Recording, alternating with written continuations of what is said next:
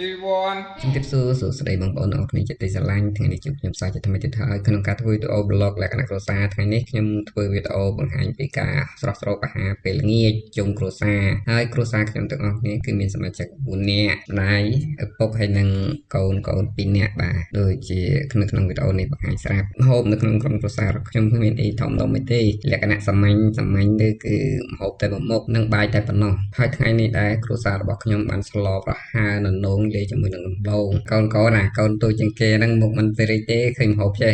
គេមិនសូវចូលចិត្តបានម្ហូបដែលមានបន្លែគឺគាត់ចូលចិត្តតែសាច់គ្រីមទេដូចជាជីនឬក៏អាំងហ្នឹងគឺគេពេញចិត្តណាស់បើណាដល់ឃើញម្ហូបដែលមានថាសម្ល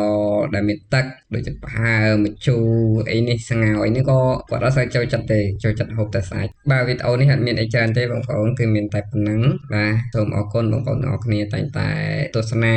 និងតាមដានវីដេអូរបស់ខ្ញុំរាល់ដងមកបាទខ្ញុំសូមបងប្អូនទាំងអស់គ្នាជួយគាំទ្របន្តដើម្បីជាកម្លាំងចិត្តក្នុងការធ្វើវីដេអូបន្តទៅទៀតបាទសូមអរគុណសូមជម្រាបលាហើយនឹងបងប្អូនទាំងអស់គ្នាជួបតែសុខសប្បាយទាំងអស់គ្នាបាទសូមអរគុណជម្រាបលា